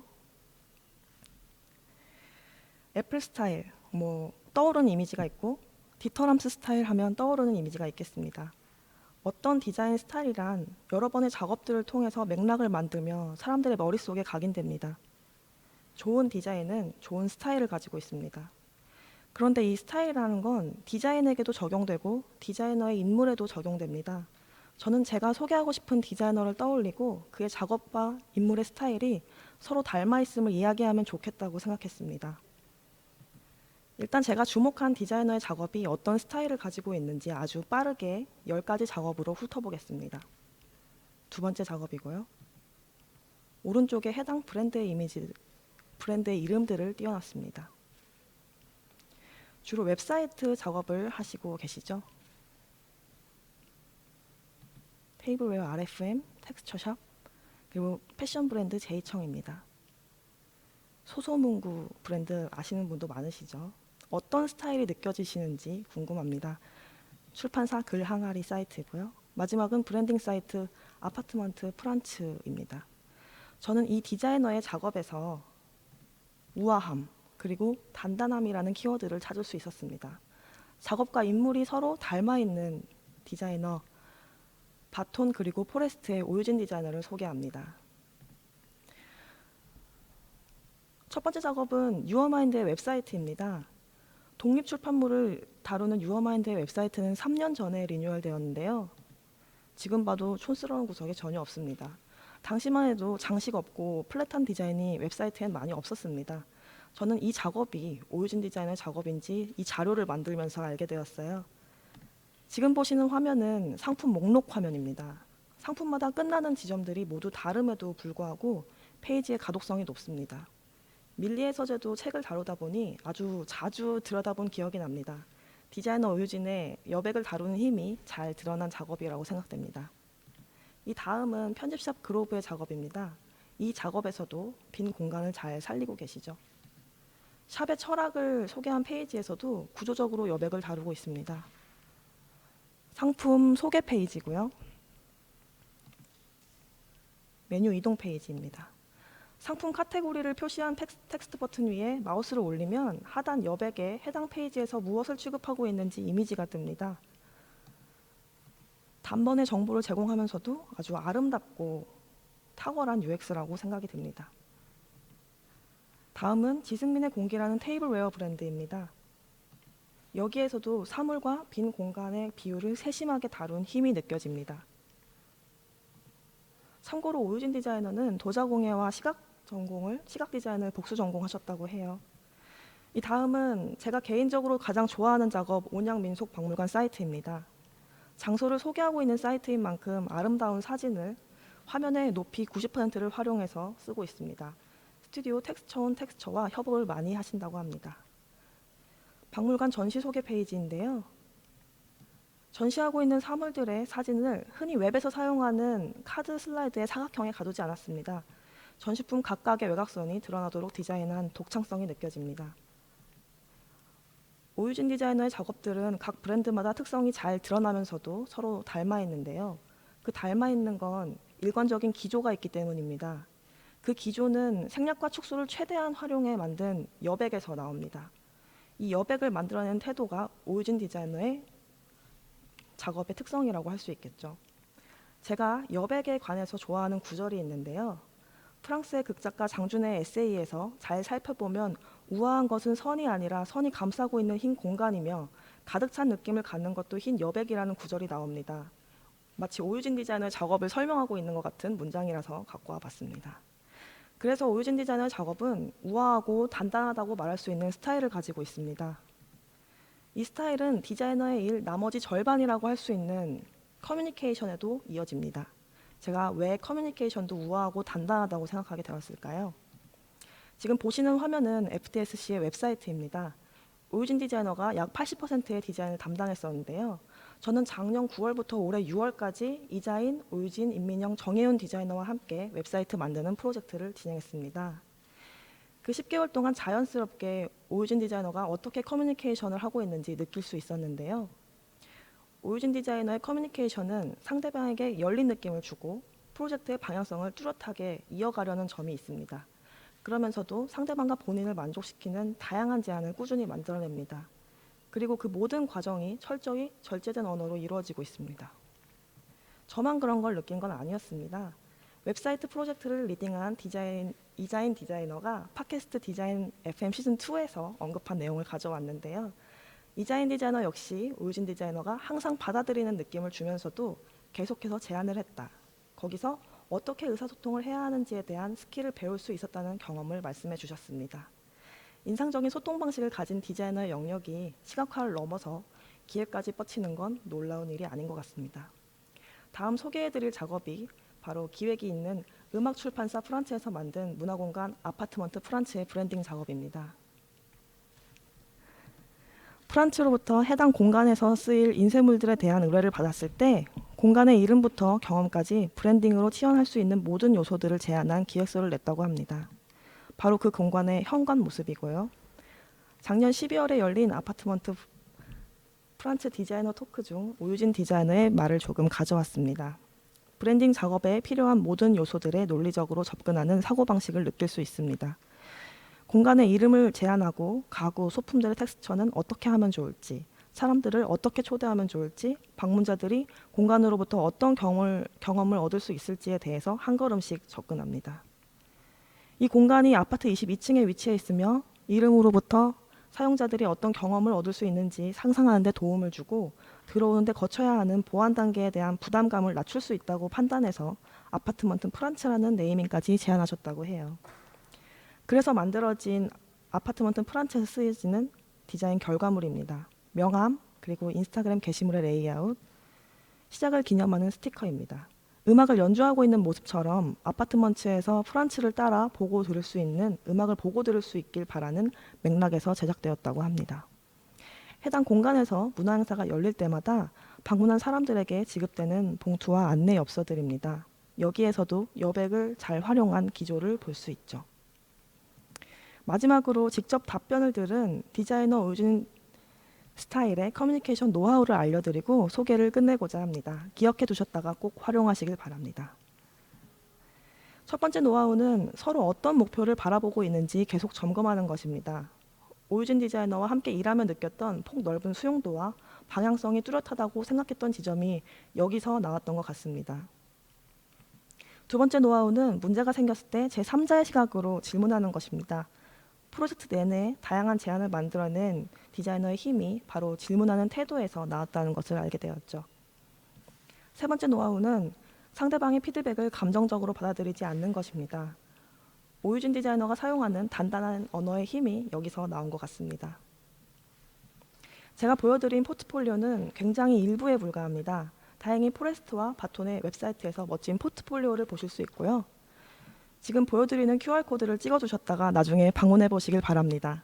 지금 보신 발표 자료를 보실 수 있고 지금까지 노출된 모든 링크를 연결해 두었습니다.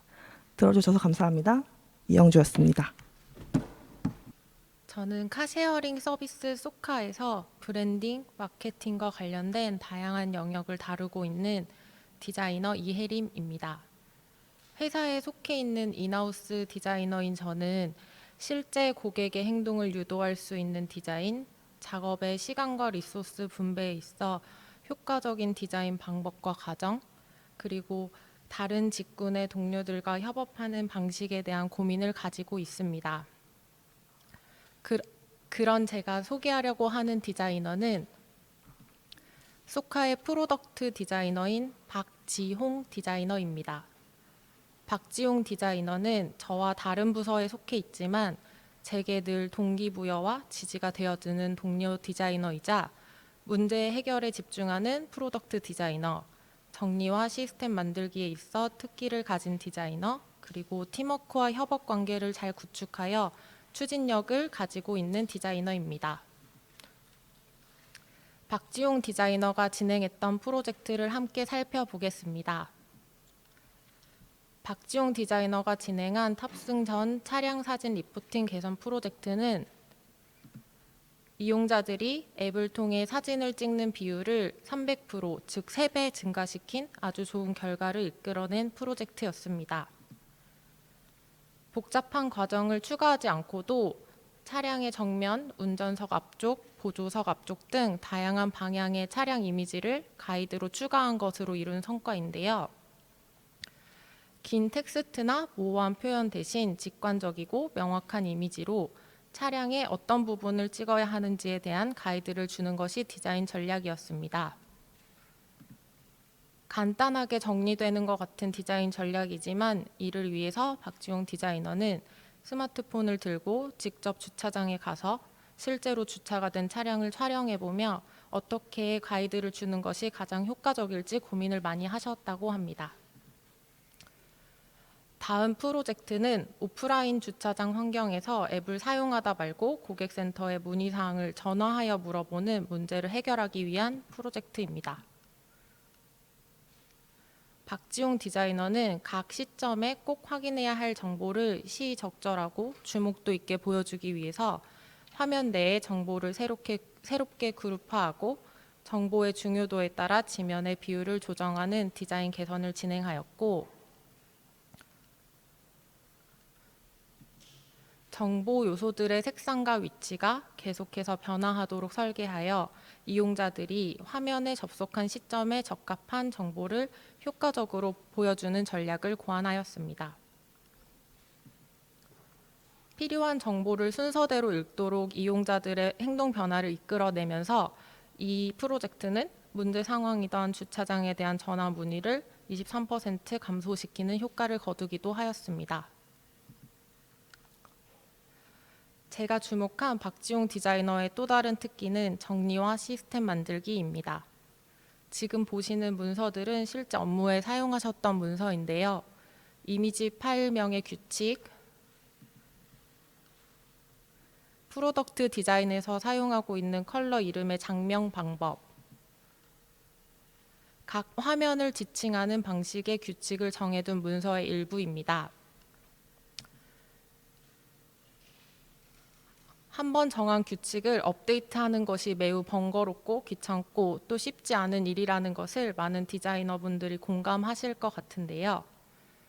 박지용 디자이너는 실제로 규칙을 사용해보고 그때 생기는 불편함을 빠르게 캐치하면서 상세 내용을 지속적으로 업데이트시키고 수정해 나가는 데 매우 능한 디자이너라고 할 수 있습니다.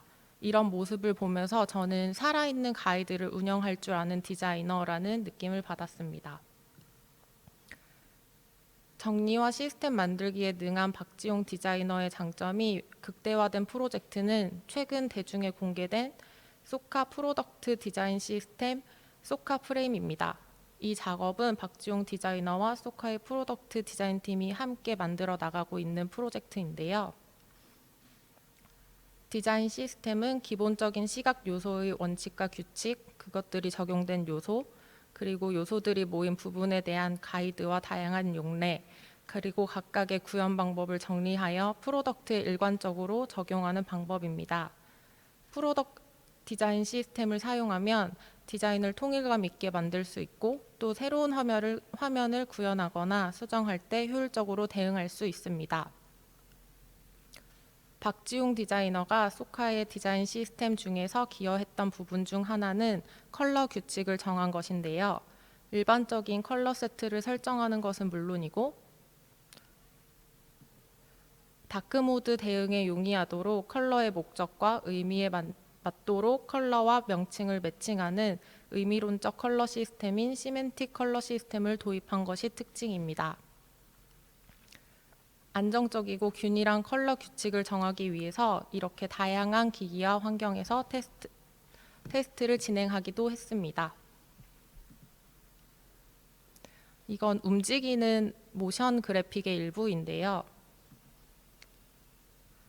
화면이 전환되고 있는 중임을 알리는 로딩, 프로그레스 바에 대한 형태와 애니메이션 규칙 부분에서는 심플하지만 동시에 명확하기도 한 모션 그래픽을 직접 제작하였고,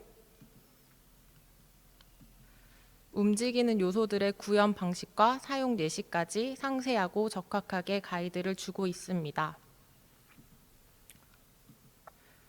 지금 대중에 공개되어 있는 소카 프레임 사이트에는 아직 작업이 완료되지 않고 비공개 처리된 페이지도 함께 나열이 되어 있는데요. 공개된 페이지라고 하더라도 필요할 때마다 고쳐서 쓰고 있는 모습도 보이고 있습니다. 이 모습 또한 살아있는 시스템의 구축 과정 그 자체라고 볼 수 있겠습니다. 박지용 디자이너의 또 다른 강점은 추진력입니다.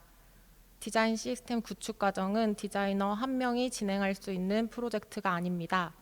개발 부서와의 긴밀한 협업을 통해 논리적이고 효율적으로 디자인 시스템을 개발에 적용, 구현하는 과정이 필수적인데요. 이런 디자인 시스템 개발을 착수시키기 위해 박지용 디자이너는 수개월 동안 디자인 시스템에 관련된 아티클을 계속해서 공유하고 시시때때로 장점을 계속해서 언급하고 또 프로젝트를 위한 채팅 채널을 개설하고 개발 조직을 설득하기 위한 사내 설명회를 열기도 하였습니다. 이를 통해 개발자 3명과 프로덕트 디자이너로 구성된 프로젝트 조직을 만들 수 있게 되었습니다. 박지용 디자이너는 지금도 상세 규칙 정리, 예시 이미지 제작, 용어 통일, 개발 소스 매칭과 검수 과정에 끊임없이 반복되는 수정 또 반복되는 수정 속에서도 지치지 않고 함께하는 동료들을 독려하고 자극하고 격려하면서 디자인 시스템 프로젝트를 진행하고 있습니다.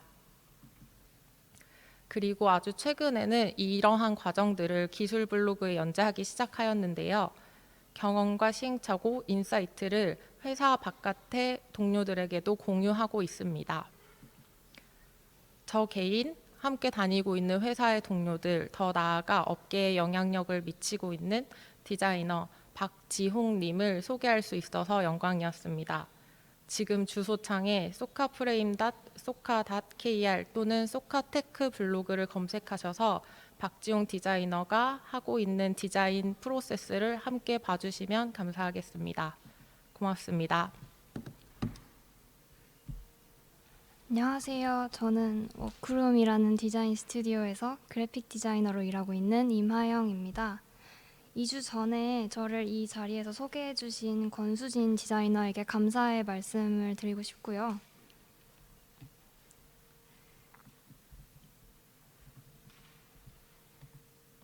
이어서 오늘 제가 소개할 지금 주목해야 하는 디자이너는 하영원 디자이너입니다.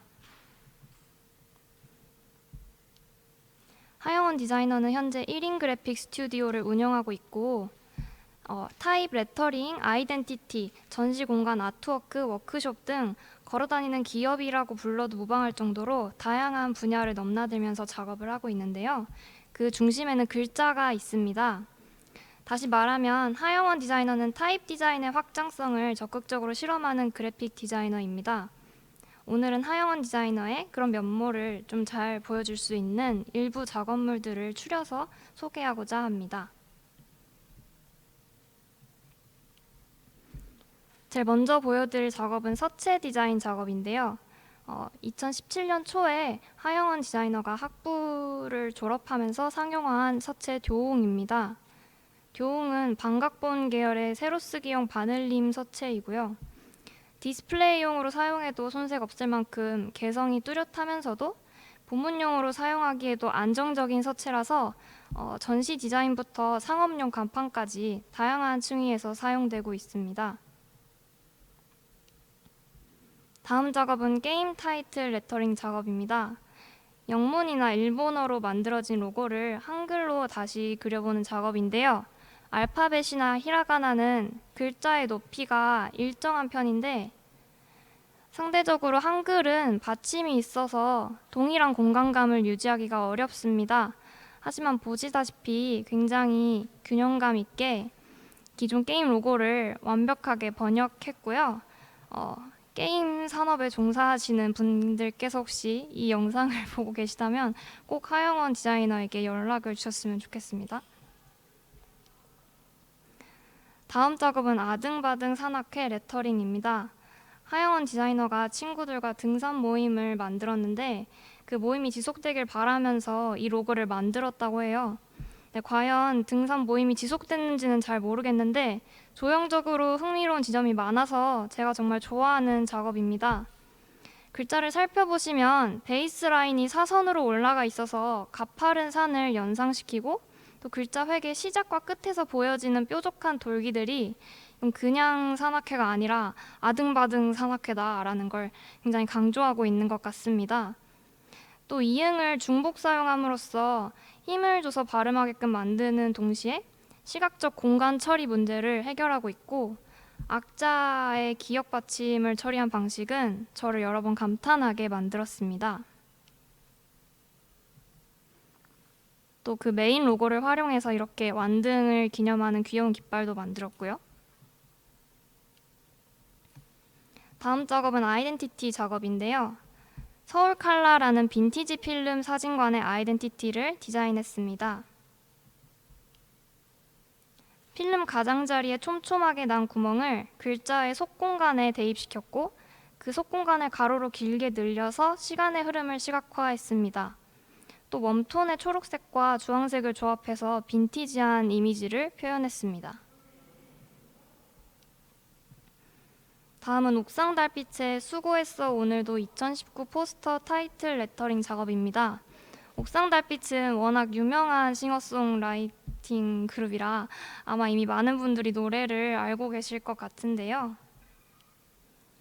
옥상 달빛 특유의 다정한 노래가 글자화된다면 아마 이런 모습이지 않을까 싶습니다. 다음 작업은 휠라 키즈 백팩 기획전 스낵타임의 타이틀과 제품 라인별 레터링입니다. 휠라 키즈에서 마카롱, 슈팅스타, 크래커, 젤리 이 4가지 가방을 출시했고 하영원 디자이너는 각 제품별 레터링을 맡아서 진행했습니다. 글자의 색상이나 장식 요소를 모두 빼고 아웃라인만 살펴본다고 해도 각 단어의 성격들이 굉장히 뚜렷하게 나타나고 있고요. 다음은 전시 디자인인데요. 2019년 타이포잔치 식물들 섹션 파트 2 베리어블 타입 쇼에 참여한 유령난초 작업입니다. 베리어블 폰트는 하나의 폰트 파일 안에서 웨이트처럼 어떤 특정 기준의 최소값과 최대값을 설정해 놓으면 그 안에서 사용자가 원하는 대로 조정할 수 있는 반응형 폰트입니다. 하영원 디자이너는 유령난초가 피어나는 정도의 값을 그 기준축으로 설정해서 블룸 100에서는 이렇게 보이고 블룸 600에서는 이렇게 마치 유령난초가 자라나는 것처럼 움직이는 폰트를 만들었습니다. 이처럼 하영원 디자이너는 어떤 외부의 개념을 글자의 문법으로 가져와서 해석하는 능력이 뛰어난 디자이너입니다. 같은 맥락에서 이 작업도 소개하고 싶은데요. 작년 10월 일민미술관에서 열린 유리브 12개의 문고리 전시 아이덴티티 작업이에요. 전시는 12개의 장으로 이루어진 하나의 시나리오에서 전개가 됩니다. 그리고 각 장마다 흩어져 있는 어떤 단서를 추적해 나가는 과정에 초점을 맞추고 있습니다. 하영원 디자이너는 이 시나리오를 12개의 면을 가진 인면체로 상정하고 또 단서를 추적해 나가는 과정을 전개도로 상정했습니다. 그리고 그 전개도를 다양한 방법으로 재조합해서 메인 아이덴티티 서체를 만들었습니다.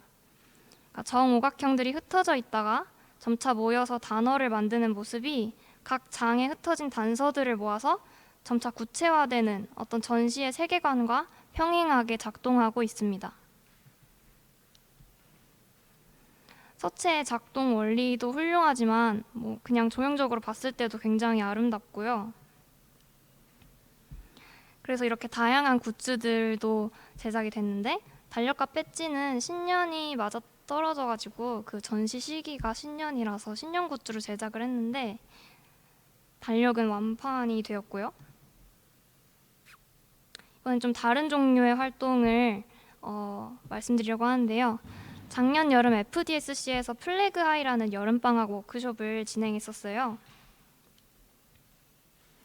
워크숍 참가자들은 여성주의 문장 하나를 골라서 같은 문장을 선택한 사람들과 팀을 이루고 4개의 디자인 수업을 거쳐서 깃발을 만듭니다. 네, 하영원 디자이너는 그중 레터링반 선생님을 맡았습니다. 네, 이건 참여한 학생분들이 완성한 깃발을 들고 있는 사진이고요. 이제 참지 않는 세대가 왔다. 나는 유구한 역사의 결과물이다. 라는 레터링 문구가 보이는 깃발을 들고 있습니다. 다음은 FDSC 회원 대상으로 열리는 레터링 카이로프랙틱 워크숍입니다. 카이로프랙틱이란 단어가 좀 낯설게 느껴질 수도 있는데 쉽게 말하면 도수 치료입니다. 어딘가 좀 아픈 글자들의 뼈를 제자리로 맞춰주는 수업입니다. 인기가 너무 많아서 오픈과 동시에 신청이 마감이 됐는데 1회차 수강생 분들께서 일부 결과물들을 공유해 주셔서 같이 살펴보겠습니다. 왼쪽부터 김수영 디자이너의 상처 주네랑 양민영 디자이너의 불도저 프레스, 이서연 디자이너의 드라큘라 피 신선한 피, 양으뜸 디자이너의 데저트 팜입니다. 이렇게 훌륭한 레터링의 뼈를 세워주는 수업이 궁금하시다면 FDSC에 가입하는 것을 권장해드립니다.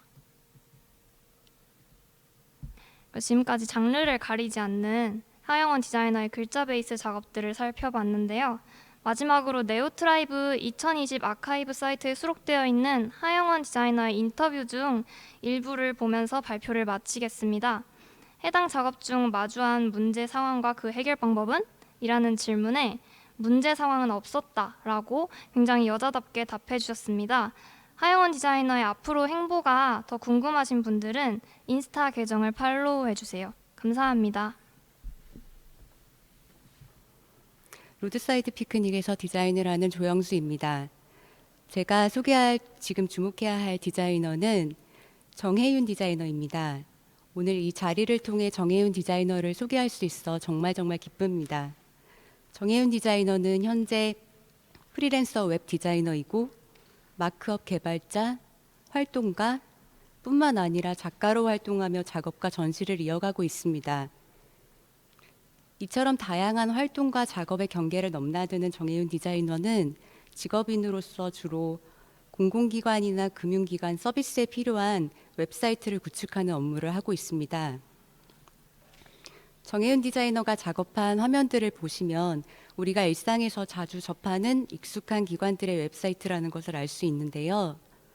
이렇게 기관에서 필요로 하는 소프트웨어나 하드웨어를 구축하는 프로젝트를 시스템 인테그레이션, 줄여서 SI 프로젝트라고 부르고 정혜윤 디자이너는 이런 프로젝트의 웹 디자이너로 일을 하고 있습니다. 이런 SI 프로젝트는 어떤 과정으로 작업이 되고 있는지 간단하게나마 정혜윤 디자이너를 통해 알아보았는데요. 먼저 기능 정의서와 기획 문서를 통해 개발의 스펙을 확인하고 브랜드나 회사의 아이덴티티에 맞는 컬러 컨셉을 선정한 후에 사용자 인터페이스에 맞도록 마크업 구조를 생각하면서 디자인을 하게 됩니다. 정혜윤 디자이너는 웹 디자인에서도 특히 접근성 부분을 많이 생각하는데 이 마크업 언어가 컨텐츠의 의미와 또 화면의 구조와 맞도록 화면상에서 일어나는 행위는 쉽고 간단하게라는 원칙하에 고민하고 작업하고 있습니다. 시각약자와 손기능장애, 중증 장애인을 위한 접근성 지침에 따라 배경색과 컨텐츠의 색이 대비가 적합한지를 확인하고 색 약자가 식별 가능하도록 이런 색 인지 툴을 통해서 다시 한번 점검하는 과정을 거칩니다. 이런 과정이 반복되고 감리를 통한 확인이 완료되면 이와 같은 웹 접근성 인증 마크를 받게 되고, 이어서 디자인에 따라 마크업, 자바스크립트, 크로스 브라우징을 하게 됩니다. 여기에서는 이미지에 텍스트로 타이틀을 따로 달아서 시각약자가 컨텐츠를 탐색할 수 있도록 돕거나, 크롬이나 익스플로러처럼 각기 다른 인터넷 환경에서 사용자가 문제없이 사이트를 이용할 수 있도록 처리하는 과정이 이어진다고 합니다.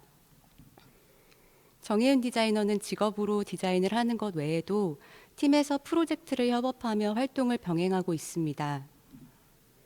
먼저 FDSC 웹사이트 팀원으로 작년 8월 말부터 다른 팀원들과 함께 웹사이트를 구축하는 작업을 해오고 있는데요. 정혜윤 디자이너가 맡은 역할은 디자인 의도에 따라 화면에 최대한 충실하게 레이아웃과 인터랙션을 구현하는 것이었습니다. 너무나 부드럽고 인상적인 인터랙션 부분은 지금 fdsc.kr에서 바로 확인해 보실 수 있습니다. 새로운 플랫폼에서 웹사이트를 제작하는 부분에 적응하고 습득해 나가는 것이 굉장히 즐거웠던 작업이라고 합니다. 또한 정혜윤 디자이너는 널체움의 멤버로도 활동하고 있습니다. 널체움은 기술로 사회 문제를 해결하는 사람들의 자발적인 모임입니다. 이곳에서는 디자이너, 리서처로 역할을 구분짓지 않고 여러 사회적 문제에 관심을 두고 그 해결책을 고민하고 있다고 합니다. 널체움에서 정혜윤 디자이너가 팀 멤버들과 함께 협업한 작업들 중 최근의 것 2가지를 소개하고자 하는데요. 먼저 연합뉴스라는 트위터 계정의 프로젝트가 있습니다. 연합뉴스의 이름과 로고를 패러디한 이 프로젝트는 연합뉴스가 2018년 성차별적 제목을 표기하지 않겠다라고 성명문을 냈음에도 불구하고 여전히 그러한 제목과 썸네일을 사용하고 있는 것을 꼬집어 만들어졌다고 합니다.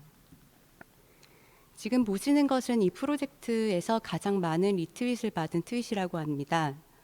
널체움에서는 연합뉴스의 헤드라인에서 여성차별적인 발언 키워드를 자동으로 수집하고 팀 내에서 꼭지를 뽑아 트위터에 올리는 운영을 하고 있습니다. 조만간 연합뉴스에서 사용해온 성차별적이고 자극적인 이러한 썸네일 이미지들을 가지고 퍼포먼스를 펼치기 위해 준비를 하고 있다는데 기대됩니다. 다음으로 콜21스트는 21대 국회의원들에게 강간죄 개정 여부를 묻는 프로젝트입니다. 정혜윤 디자이너를 중심으로 널체움과 섀도우 핀즈 그리고 200여 개의 강간죄 개정 연대가 함께 작업한 것인데요. 정혜윤 디자이너는 이 프로젝트에서 버튼 1개만을 강조한 인터페이스를 통해 최대한 간결하고 단순하게 화면을 구성하고자 했습니다. 후보자를 지명해서 버튼을 누르면 강간죄 개정에 찬성과 반대를 묻는 이메일이 자동으로 발송되고 그 이메일을 받은 후보자의 응답이 이 웹사이트에 기록된 것을 볼 수 있는데요. 이 사이트는 21대 국회 임기가 끝날 때까지 유지되어서 우리 유권자들이 이 문제를 예의주시하고 있음을 잊지 않게 하려는 목적을 가지고 있다고 합니다. 사회적 문제에 관심을 두고 꾸준히 목소리를 내고 있는 정혜윤 디자이너는 활동가로서의 활동들 뿐만 아니라 웹 기반으로 예술 작업을 하는 작가로도 활동하며 보다 더 강력하게 메시지를 전달합니다. 정혜윤 디자이너가 작가로 데뷔한 작품인 굿이 2번 출구는 정혜윤 디자이너와 그 어머니의 연대기이기도 합니다. 지금의 구로 디지털 단지는 과거에 구로 공단이 있었던 곳인데 정혜윤 디자이너의 어머니는 이곳 구로와 창신대 공장을 오가면서 결혼 자금을 마련하였고 그 후 30년이 지나 정혜윤 디자이너가 바로 이곳에서 웹 디자이너로 일을 시작하게 됩니다. 이곳에는 버튼을 달던 사람들이 지금은 버튼을 달고 있다라는 말이 있다고 해요. 정혜윤 디자이너는 이 말에서 출발하여 동시대 여성 개발자들의 인터뷰를 디지털 형태의 재봉에 담았습니다. 재봉틀을 작동시키면 국가와 산업계의 성차별적인 인식을 보여주는 이미지들 위로 그럼에도 불구하고 각자의 위치에서 자리매김하고 있는 여성 개발자들의 목소리가 텍스트로 수놓아집니다. 자신의 이야기이면서 동시에 여성이 IT 업계에서 일하는 것이 어떤 의미를 갖는지 리서치를 통해 시각화한 이 작품은 정혜윤 디자이너의 웹사이트에서 전시 퍼포먼스 영상으로 다시 보실 수 있습니다. 지금 보이는 이 작품은 행동 강령을 준수하시오라는 전시 작품인데요. 정혜윤 디자이너는 이 작품을 통해 중립기여라는 말이 정말 중립을 의미하는가라는 그 질문을 외부로 던져봅니다. 개발자 커뮤니티에서 정보가 공유될 때 은연중에 커뮤니티 구성원이 남성일 것이라고 가정하는 분위기가 있고, 그렇기 때문에 남성 위주의 정보가 공유되거나 여성의 목소리가 묻히는 경우가 있다고 합니다. 정혜윤 디자이너는 이런 과정에서 중립기여라는 말을 사용하면서 차별에 눈 감는 사람들의 행동을 비틀어 이 작품을 만들었다고 해요. 화면 앞에 자리 잡은 중립기여는 사실 중립을 반박하는 기여입니다. 화면에 뜨는 랜덤한 발언들 중에 차별적 발언에 대해 이 기여로 저지할 수 있는 인터랙션 기능이 담겨 있습니다. 작년 청계천 세운상가에서 진행됐었던 디지털 리뉴얼 핸즈라는 전시의 소개 사이트이자 작품 판매를 위한 커머셜 사이트 작업을 정혜윤 디자이너가 했는데요. 화면에 보이는 이 쿠키는 웹의 첫 화면에서 클릭을 해야만 다음 페이지로 넘어갈 수 있는 일종의 버튼 역할을 하고 있습니다. 정혜윤 디자이너는 이미 내 손 안에 들어와 있는 디지털 기반의 예술이라는 기획으로 사이트를 작업하였다고 해요. 교환이라는 키워드에 주목해서 디지털 디바이스에서 우리가 알아채지 못하는 사이에 이미 일어나고 있는 정보의 교환, 즉 쿠키가 수집되고 있음을 위트 있게 쿠키의 이미지로 보여주고 있습니다. 화면 너머에서 일어나고 있는 흐름을 구체적으로 알 수 있게 디자인도 하였는데요. 방문자가 이 사이트를 들어가면 방문자의 접속 위치 정보나 사용 중인 브라우저 그리고 기기의 정보 등이 나타나 이 사이트를 방문하는 동시에 본인의 정보가 교환되고 있음을 바로 알아차릴 수 있습니다. 정혜윤 디자이너는 곧 또 다른 작품을 전시를 통해 보여줄 계획이라고 합니다. 웹을 기반으로 작업하며 자신만의 활동 맥락을 이어가고 있는 정혜윤 디자이너의 행보가 정말 기대됩니다. 더 많은 여성들과 함께 이 업계에서 계속해서 살아남고 싶다 말하는 정혜윤 디자이너는 지금 우리가 꼭 주목해야 할 디자이너입니다. 감사합니다. 안녕하세요. 저는 최보리라고 합니다. 저는 기업 인하우스 브랜드 디자이너로 근무 중이며 제품의 꼴을 고민하고 고객들이 경험하고 느끼는 브랜드의 결을 다듬고 있습니다. 제가 해온 작업이 궁금하시다면 인스타그램 보리스코프에서 확인하실 수 있습니다. 오늘 제가 소개하고 싶은 사람은 바로 유현선 디자이너입니다. 현선님은 파일드라는 프로젝트 그룹 활동을 꾸준히 해오고 있고 동시에 2년차 그래픽 디자이너로서 현재 워크룸에 근무 중입니다. 요즘은 코로나 때문에 잘 다니지 못하지만 저는 여러 전시에서 파일드의 작업을 마주치게 되었고 아주 흥미롭다고 생각했습니다. 그들이 기억에 남았던 것은 마치 아이돌 팀들이 새 앨범 발표를 하는 것처럼 작업마다 관통하는 테마가 있고 그것을 직접 기획자로, 모델로, 포토그래퍼로, 디자이너로 역할을 분담해 주도적으로 표현하는 것이 굉장히 요즘 세대 같다고 느꼈기 때문입니다. 그래서 신나고 대담하고 볼드하다고 이렇게 제 나름대로 정리해 보았습니다. 파일드는 이렇게 5명의 멤버로 이루어진 여성 프로젝트 그룹입니다. 학교 사진 동아리에서 연이 닿은 친구, 인스타그램에서 DM으로 친해진 친구들이 모여 4명은 사진을 찍고 1명은 디자인을 맡는데 그 디자이너가 바로 유현선 디자이너입니다. 제일 왼쪽에 있으신 분입니다. 사실 이들은 굉장히 만반의 준비가 된 엄청난 작업자들입니다. 디자인은 물론이고 촬영, 기획, 마케팅, 트렌드 조사, 프로젝트 매니징까지 적절히 분업화되어 효율적으로 작업합니다. 이 중에서도 현선님은 아이디어를 끝없이 내고 그것을 실현하는 데 큰 역할을 하고 있습니다. 가장 최근 작업부터 보시겠습니다. 현대카드 스토리지에서 했던 아트 스트릿이라는 단체전으로 파일드에게 주어진 것은 2층과 3층을 연결하는 계단 공간이었는데 층고의 차이에 따른 시선을 표현하고자 했습니다. 아래에서 위를 올려다보는 벌레의 시선을 보여줄 수 있도록 대형 빌보드로 본인들의 사진을 아주 거대하게 작업했고 새의 시선을 보여주기 위해서 위에서 내려다본 사람들과 벌레의 모습을 일러스트 러그로 제작했습니다. 개념적이지만 알기 쉽고 시각적으로 시원하고 재미있는 작업이라고 생각했습니다. 다음은 파일드가 처음으로 한 단독 전시인데요. 사진을 의류에 결합해 그 가능성을 실험하는 전시였습니다. 의류에 인쇄된 이미지는 원단의 질감과 인체의 운동감을 가지는데 이때 사진 왜곡을 통해 사진의 유동성을 보여주려고 했다고 합니다. 저는 이 전시를 실제로 보고 사실 굉장히 놀랐고 팬이 되었습니다. 유머가 있는데 태도는 진지하고 퀄리티는 아주 높은 전시였습니다. 본인들이 직접 모델이 되어서 자신들의 사진이 인쇄된 옷을 입고 화보 촬영을 하고 다시 이걸 전시하는 표현 방식에는 레이어가 많지만 결과물은 굉장히 일관성이 있었습니다. 어떻게 이렇게 완성도 높은 전시를 하게 되었는지 제가 인터뷰에서 물었는데요. 그 비결은 바로 아주 철저한 준비에 있다는 걸 알게 되었습니다. 그 전에 옷을 만들어 본 적이 없는데 샘플실을 다니면서 고생해가며 작업해냈고 의류에 프린팅할 클린하고 채도 높은 사진을 위해 굉장히 여러 번 촬영을 하고 보정을 하는 과정도 거쳤습니다. 이것은 그때 판매했던 도록이고요. 그로테스크해 보이지만 동시에 선명하고 경쾌해 보이기도 합니다. 의류에서 온 전시인 만큼 도록에는 의류에서 주로 보이는 직조 라벨이 달려 있었습니다. 그리고 어떻게 본인들이 직접 모델로 나섰는지 물어보았는데 아주 멋있는 답변을 얻었습니다. 모델이 직업인 사람을 구한다면 작업에 맞는 외모를 어떤 식으로든 구하려고 할 텐데 반복적으로 촬영해서 원하는 만큼의 퀄리티의 작업물을 얻어내야 했기 때문에 본인들 스스로 재료가 되는 것이 편하고 자연스러울 거라고 생각했다고 합니다. 사람 옷뿐만 아니라 이렇게 액세서리나 반려동물의 옷까지 있어서 전시가 더 풍성하였습니다.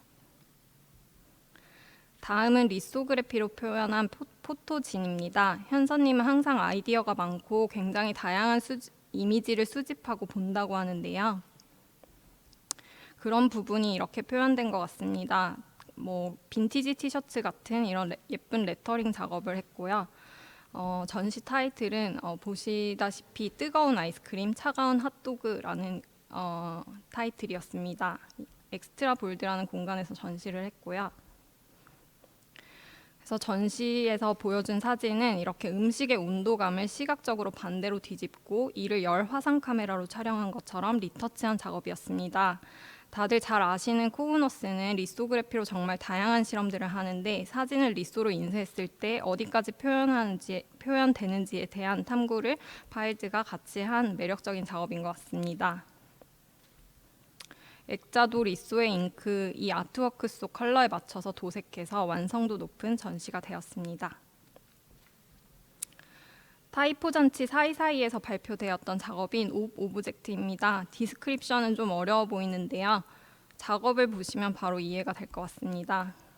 타이포 잔치의 주제는 사물이었고 리서치를 포함한 작업을 했어야 했습니다. 그래서 이미 쓸모가 정해져 있는 사물이 2가지 이상 결합한 사물들에서 아이디어를 구해서 사용되고 있는 것들 중에 특허를 받았던 사물들을 찾았습니다. 그래서 이런 식으로 거울 겸용 머리빗, 걸레가 부착된 슬리퍼 같은 것들의 사진을 촬영하고 레터링 또한 각각의 제품명을 합해서 합자로 만들었습니다. 이건 사람들이 특허를 받기 위해 신청한 자료 속에 있는 이미지들을 찾아내어 함께 전시한 것입니다. 키치하면서도 어딘가 한국적인 냄새가 난다고 생각했습니다. 그리고 앞서 보여드렸던 멤버 소개 이미지가 바로 여기서 나올 텐데요. 그레백 뮤지엄의 밀랍 인형과 기념사진을 찍으면 어떨까라는 아이디어가 있었고 진 나이트라는 창작자들끼리의 진 교환 행사에서 교환할 진을 만든 작업입니다. 일부러 이렇게 파일드 멤버들이 관광객처럼 입고 갔다고 합니다. 삼각대를 활용해 반복해 촬영하고 사진을 다듬어서 갑자기 멤버들이 튀어나온 것처럼 보입니다. 이 사진은 파일드가 만든 사진집 앞부분에 명함으로 만들어져 사용되었습니다. 저는 이 작업이 굉장히 어이없으면서 재밌었는데 파일드가 바로 그런 부분을 노리는 그룹인 것 같습니다. 보자마자 어떤 심상을 주는 작업을 좋아하고 즐겨한다고 합니다.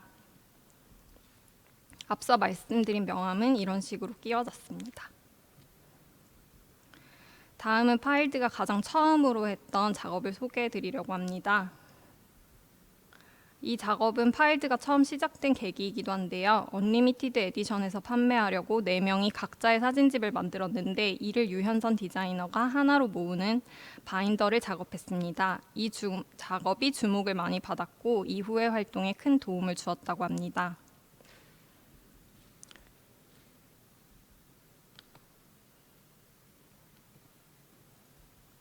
다음은 유현선 디자이너가 디자이너로서 스튜디오에서 근무하면서 한 작업들을 몇 가지 소개해 드리려고 합니다. AABB라는 회사에서 로우로우 아이덴티티 디자인을 진행했는데요. 가방 외에도 다양한 제품군이 생기면서 브랜딩에 대한 챌린지가 생긴 로우로우는 한 달에 하나씩 브랜드 디자인을 바꾸어 가자는 목표를 갖고 사진의 톤을 정리하는 등 매달 다른 12개의 목표를 달성해 나갑니다. 그 최종 목표는 로우로우의 정체성을 정리하는 것이었고 유현선 디자이너가 주도적으로 작업해 브랜딩을 다듬게 되었습니다. 우선 아이덴티티의 큰 축을 담당하는 컬러는 이렇게 4단계의 색상으로 정리되었고 로우로우의 제품이 가지는 공통된 특성이 이동할 때 사용하는 물건들이라는 것에 착안해 브랜드의 키워드를 트립웨어로 정리하고 이동하고 여행하고 탐험하는 사람들을 보여주고자 했습니다. 그래서 이런 선이 나왔고 서식류도 이렇게 정리되었습니다. 로우로우에 뜯어 쓰는 인력, 그리고 이런 패치도 작업했습니다. 다음은 FNT 근무 시절의 작업들입니다. 이 작업은 많은 작품과 부스를 여러 개의 사각형으로 시각화하고 다양한 어플리케이션에 적용했으며 겹치는 효과들은 다른 소재, 아크릴과 같은 소재를 활용해 다른 물성이 겹치는 것으로 표현했습니다. 그리고 대충 유원지 작업도 있는데요. 메인 그래픽 호랑이의 패턴을 이런 포스터나 의자, 천장의 타공무늬, 티슈, 컵 등에 적용시켜서 일관성 있는 브랜드가 되도록 했습니다. 다음은 국립극장 레퍼토리 시즌 포스터입니다. 불꽃이 터지는 그래픽과 레터링을 결합한 디자인을 제안했는데 스튜디오에서 약간씩 흔들리는 질감에 대한 아이디어를 더해 주어서 더 완성도 높은 디자인이 되었다고 겸손하게 말했습니다. 마지막으로 유현선 디자이너가 독립적으로 작업한 디자인도 소개해 드리겠습니다. 다양한 분야에서 활동하는 동시대 작가를 소개하는 플랫폼인 헤비 매거진은 최근에 창간했는데 이곳의 매거진과 에디토리얼과 웹사이트를 작업했습니다. 무겁다는 의미를 이렇게 책을 의도적으로 무겁게 만들고 비워진 프레임에 작가들의 작업을 랜덤하게 붙일 수 있도록 했습니다. 웹사이트에서 느껴지는 운동감과 무게감도 굉장히 멋지니까 한번 구경해 보셨으면 좋겠습니다. 지금까지 2년차 디자이너라고는 믿을 수 없는 유현선 디자이너의 많은 작업 중 일부를 보여드렸습니다.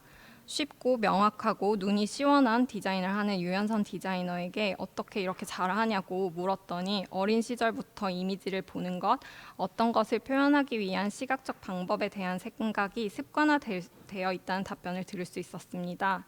훗날 만들 본인의 스튜디오를 그려보며 좋아하는 스튜디오에서 일하고 있다며 준비된 디렉터의 면모도 보여주었습니다. 그리고 언젠가 미래에 대한 방향성에 대한 생각도 물었는데요. 돌아온 답은 하고 싶은 일과 생계가 같아지도록 노력하고 있다. 그리고 먼 훗날 파일드 친구들과 언젠가 섬을 사고 싶다는 엄청난 목표도 말해주었습니다. 서로의 이상을 공유하고 작업을 함께 만들 수 있는 친구들이 늘 가까이 있는 점이 유현선 디자이너에게 정말 멋있는 점이었습니다. 언젠가 섬을 살 유현선 디자이너의 작업이 궁금하다면 또 응원하고 싶다면 이 인스타그램을 체크해주세요. 저도 계속 지켜볼 예정입니다. 행보를 기대하면서 이만 발표를 줄이겠습니다. 감사합니다. 오늘 100분도 정말 짧게 느껴졌는데요. 평소 인스타그램 너머로 보며 궁금했던 작업들과 그에 대한 디자이너의 생각을 자세히 들을 수 있었기 때문인 것 같습니다. 지금 주목해야 할 디자이너 40은 총 4회차로 구성되어 있습니다. 오늘로써 2회차가 마무리되었고 앞으로 남은 2회차를 통해 20인의 디자이너가 더 소개될 예정입니다. 수많은 분야에서 다양한 형태로 활약 중인 디자이너들을 소개할 예정이오니 계속해서 많은 관심 부탁드립니다. 2주 후인 7월 25일 토요일, 4주 후인 8월 8일 토요일 오후 2시 국립현대미술관 유튜브 채널에서 라이브로 다시 만나 뵙겠습니다. 본 행사는 종료 후 일주일 뒤 FDSC 유튜브 채널에서 다시 볼 수 있습니다. FDSC 인스타그램, 페이스북, 트위터를 통해 더 많은 소식을 받아보실 수 있습니다. 건강하고 행복한 한 주 되십시오. 감사합니다.